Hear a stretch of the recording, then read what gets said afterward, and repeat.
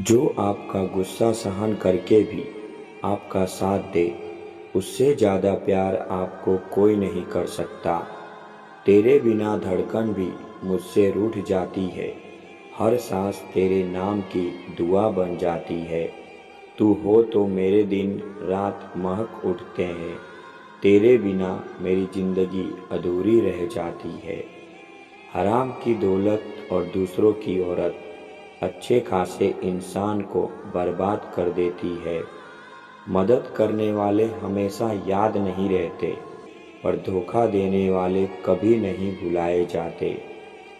झूठ बोलने पर तारीफ और सच बोलने पर सज़ा मिलती है। इस ज़माने में तरक्की भी हाँ में हाँ मिलाने से मिलती है। इस मतलबी दुनिया में दिखावा करने वालों की चलती है, सच बोलने वालों को हमेशा सिर्फ बुराई ही मिलती है।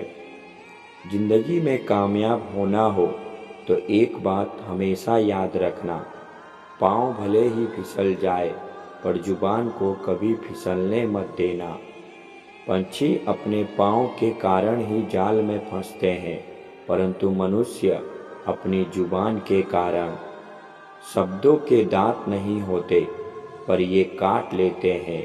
दीवारें खड़ी किए बगैर ये हमको बांट देते हैं। जिंदगी निकल जाती है ढूंढने में कि ढूंढना क्या है। अंत में तलाश सिमट जाती है इस सुकून में कि जो मिला है वो भी कहाँ साथ लेकर जाना है। ध्यान रखना, जब हम सेकेंड हैंड चीज़ लेते हैं तो हमें उन खरोचों की भी कीमत अदा करनी पड़ती है जो हमने नहीं लगाई होती। समय चाहे जैसा भी हो, मनुष्य को सदा अपने परिवार के साथ ही रहना चाहिए। परिवार पर यदि सुख आता है तो वह बढ़ जाता है, अगर दुख आता है तो वह बट जाता है। अपनी कमजोरी हर किसी से मत बताइए, क्योंकि लोग जब टूटे हुए मकान की ईंट तक नहीं छोड़ते तो टूटे हुए लोगों को कैसे छोड़ देंगे। इसीलिए अपनी कमजोरी खुद तक ही सीमित रखें।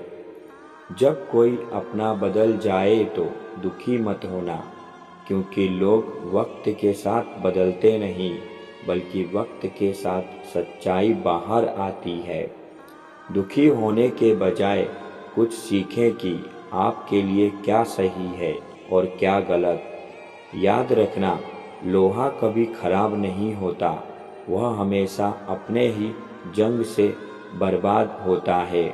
इसी तरह इंसान को कोई बर्बाद नहीं कर सकता, उसकी सोच और दूसरों से उम्मीद ही उसे बर्बाद करती है।